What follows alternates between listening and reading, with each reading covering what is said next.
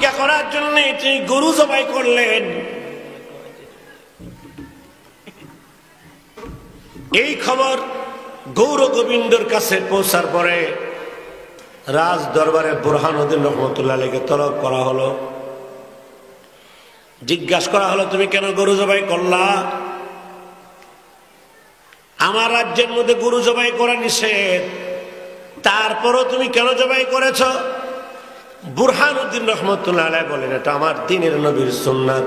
জোরে জোরে করুন সুবহানাল্লাহ। হুব্বে সুন্নাত দাবুয়াত হুব্বে রাসূল কাইবু হাব্বে মুহাব্বত কাইসা ওয়াদ ইশকে রাসূল তাসির রাসূল ওয়া আনতা তুযহিরু হুব্বাহু হাযা লা'amরি ফিল ফিআলি বাদিউ লাউ কানা হুব্বুকা সাদিকান লা আতাতাহু ইন্নাল মুহিব্বা লিমান ইউহিব্বু মুতিউ। জোরে জোরে কোন সুবহানাল্লাহ। এ যুবক, নবীর সুন্নাহ যে মানে সে হলো সুন্নি। নবীর সুন্নাত যিনি মানে তিনি হলেন সুন্নি। সুন্নি এটা কোনো টাইটেল না। নবীর সুন্নাত যদি আপনি মানেন আপনিও সুন্নি। যে নবীর সুন্নত মানবে না সে কখনো খাঁটি সুন্নি হইতে পারে না। জোরে কোন ঠিক কিনা? এটা আমি আমার কথা বলছি, কাউকে টার্গেট করে বলি না। এই জন্য আল্লাহ আমাদের সকলকে নবীর সুন্নাহ মানার তৌফিক দান করে।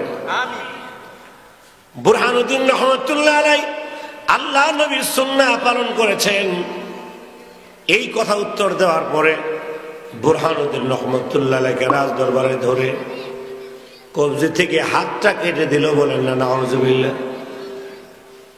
চিন্তা করতে পারেন কত বড় জুলুম। আপনি ইতিহাস পড়েন, এই পৃথিবীতে যুগে যুগে মুসলমানদের উপরে বিভিন্ন ধর্মের লোকেরা জুলুম নির্যাতন করেছে, কিন্তু ইতিহাস পাবেন না কোথাও যে মুসলমান কাউকে নির্যাতন করেছে। পৃথিবীর কোথাও মুসলমানরা কারো উপর নির্যাতন করে নাই, বরঞ্চ সব জায়গায় মুসলমানেরা নির্যাতিত হয়েছে। যান ভারতে, বাংলাদেশের ভিতরে সংখ্যায় বেশি হচ্ছে মুসলমান, সংখ্যায় কম হচ্ছে হিন্দুরা। কিন্তু বাংলাদেশের হিন্দুরা এত আরামে আছে যেমন শ্বশুর বাড়িতে জামাই।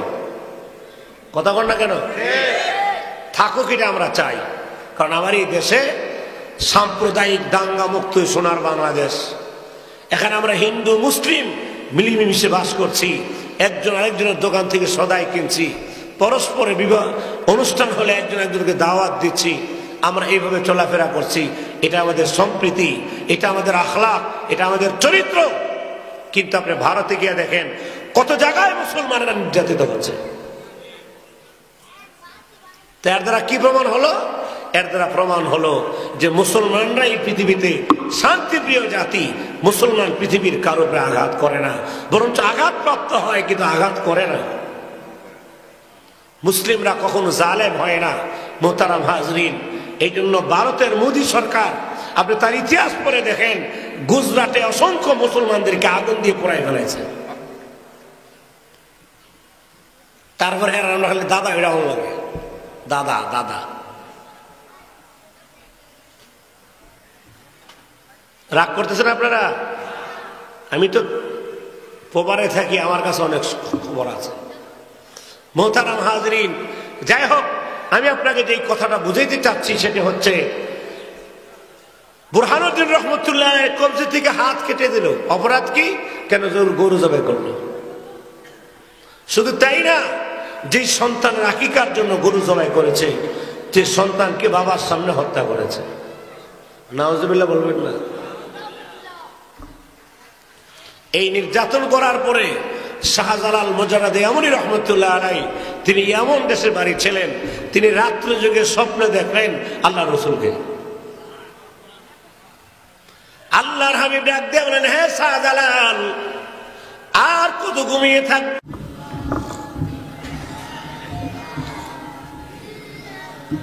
লা ইলাহা ইল্লাল্লাহু মুহাম্মাদুর রাসূলুল্লাহ সাল্লাল্লাহু হে যুবক, তোমার কিসের ভয়? তোমার রব আল্লাহ। আল্লাহ যার রব, তার কোনো চিন্তা নাই। জোরে কোন ঠিক না ঠিক? আল্লাহ আমার রব, এই রব আমার সব। বলেন আল্লাহ আমার রব, এই রব আমার। আইরে দমে দমে তো নমনে, দমে দমে তো নমনে তারি অনুভব। আল্লাহ আমার রব, এই রব আমার সব। বলেন আল্লাহ আছে যার, সব আছে তার। বলেন আল্লাহ সব আছে তার।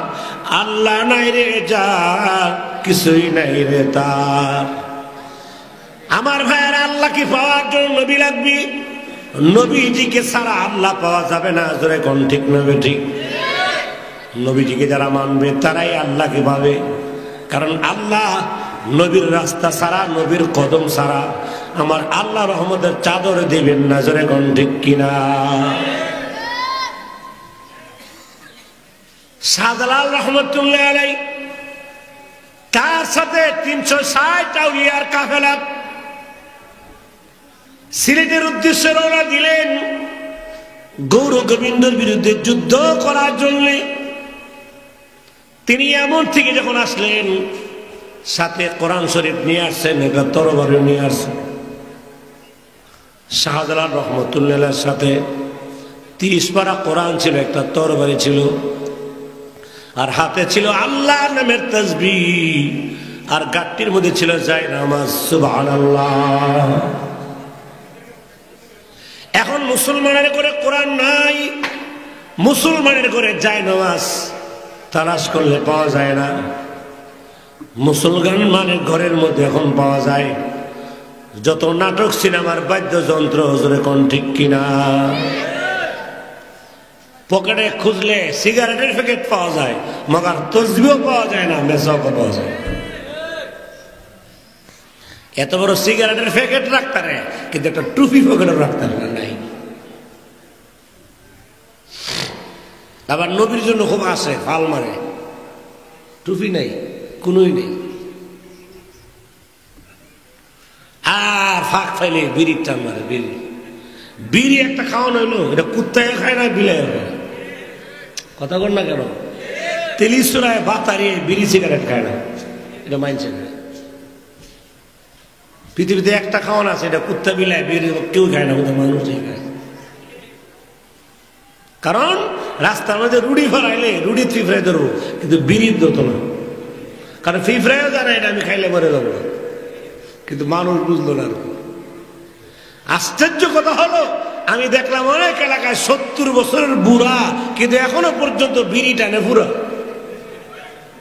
ঠিক না ঠিক? 70 বছরের বুড়া বিড়ি টানতেছে পুরা। এক বুড়ার জিজ্ঞেস করলাম, চাচা সলিমন যাইতে নৌকা বয়স কত? কয় 73 চলে। বিড়ি টানতেছে আর ফলাফলের লোক বয়ে তাস খেলে। এই জাতের লোক নাই? চিন্তা করেন কারণটা। সেই জন্য আমার ভাইয়েরা, বিড়ি সিগারেট খায়েন না। পৃথিবীতে একটা খানা আছে যেটা খানা নিজের বদনাম নিজে করে, এটা হলো সিগারেট। কারণ সিগারেটের গায়ে লেখা আছে, আমারে খাইলে মরে যাবেন না। স্ট্রোক করা মানে কি? সিগারেটের গায়ে লেখা আছে যে সিগারেট খেলে স্ট্রোক করে, লেখা আসেনি? আপনারা বলেন না কেন? ক্যান্সার এটা লেখা আসেনি? ছবিও দেওয়া আসেনি যে কাক করে রয়েছে। তারপরে এটা কেমন মানুষ খায় না, আমার বুঝে আসে। আমার ভাইয়েরা, শাহজালাল রহমতুল্লাহ রওনা দিলেন, 360 আলিয়ার কাফেলা নিয়ে রওনা দিলেন সিলেটের দিকে যাওয়ার জন্য। যাইতে যাইতে সুরমা নদীর কিনারায় চলে গেলেন। নদীর কিনারায় যাওয়ার পরে তাকায় দেখেন কোনো নৌকা নাই, কোনো জাহাজ নাই, স্টিমার নাই। সব নৌকা জাহাজ এখান থেকে উঠায় নিয়ে গেছে। কারণ গৌর গোবিন্দ খবর পাইছে মুসলমানেরা সিলেটের দিকে আসতেছে, এই জন্য নৌকা সরাই দিয়েছেন। তৎকালীন সময় কোনো ব্রিজ ছিল না, নদী পার হওয়ার জন্য নৌকা লাগতো, এবং নৌকার মধ্যে ইঞ্জিনও ছিল না। শাহজালাল রহমতুল্লাহ সুরমা নদীর পাড়ে দাঁড়াইয়া বললেন, ও আমার দুস্তরা, নৌকা নাই, কেমনে পার হওয়া যায়? সাথীরা চিন্তায় পড়ে গেলেন। শাহজালাল রহমতুল্লাহ আলাইহি তিনার বন্ধুকে, শাহজালাল রহমতুল্লাহ আলাইহির বন্ধুকে, নৌকা বন্ধুকে, নৌকা না আল্লাহ? আগে কি কইলাম? আল্লাহ আছে যার চিন্তা নাই। ধরে কোন আল্লাহ আছে যার, এক লোকের 1 কোটি টাকা আছে কিন্তু আল্লাহ নাই, চিন্তা আছে না নাই? কিন্তু মসজিদের ইমাম 5,000 টাকা বেতন, চিন্তা নাই, কিস্তি নাই, কারণ আল্লাহ আছে, চিন্তা নাই। আর মুখসুল্লিরা কয় হুজুর আল্লাহ আছে, চিন্তা করেন না। মানে হুজুর আল্লাহ দিতে চায়, হেরা লইতেছে খালি টাকা, আর হুজুর খালি আল্লাহ। হুজুরকে আমরা আল্লাহ লইয়ে আছি, যদি এখন ঠিক না ঠিক? হ্যাঁ, এদেশের আলেমদেরকে এত সাধারণ মনে করো না। যাদের সাথে আল্লাহ আছে তারা বিজয়ী হবে, যাদের সাথে শক্তি আছে, ক্ষমতা আছে, পিস্তল আছে, টাকা আছে, সবগুলা সময় মতো ডান্ডা পিটা মুড়া খাবে। যাদের সাথে আল্লাহ আছে তারাই বিজয়ী হবে। এদেশের আলেমদের সাথে আল্লাহ আছে। আপনি মনে করেন না আপনি ক্ষমতার বাহাদুরি হওয়ার কারণে ওলামাদের কিছু করতে পারবেন না। যাদের সাথে আল্লাহ আছে তাদের কোনো টেনশন নাই, তারা জেলখানায় গেলেও টেনশন নাই। আর আল্লাহওয়ালারা জেলখানার ভয় করে। কে ভয় দেখেন আপনারা? আমাদের নবী জেল খাটছে, ইউসুফ আলাইহিস সালাম জেল খাটছে, সমস্ত নবীরাই জেলখানায় আবদ্ধ ছিল। ইমাম আবু হানিফা রাহমাতুল্লাহ আলাইহি জেলখানায় দুনিয়া থেকে বিদায় হয়েছে। মোহতারাম হাজরিন, কাজে টেনশনের কোনো কারণ নাই। টেনশন তাদের যাদের সাথে আল্লাহ নাই। এরা চিন্তা কথা কন, আল্লাহ সারা যারা কবরে গেছে হেরার চিন্তার কোনো শেষ। আর আল্লাহরে নিয়ে যদি জেলখানায় যায় সেখানেও চিন্তা নেই। আমার বোনের ভাইয়েরা, শাহজালাল রহমতুল্লাহ বলেন কোনো খেওয়া লাগবে না, নৌকা লাগবে না, সারা জীবন নৌকা দিয়া পার হইলাম, আজকে নদী পার হবো জায়নামাজ দিয়া। সুবহানাল্লাহ কালখা কইেন না, সুবহানাল্লাহ কইবেন কালখা, আজকে লাভ কি? শাহজালাল রহমতুল্লাহ বললেন, এই বাংলার মাটিতে শাহজালাল তারা যদি না আসতেন আজকে আমরা ইসলাম পাইতাম না, মুসলমান হইতাম না। জোরে কোন ঠিক কিনা? মঈনুদ্দিন চিশতি যদি না আসতেন পাইতাম না। মুসলমান ভাইয়েরা নদীর পাড়ে গিয়া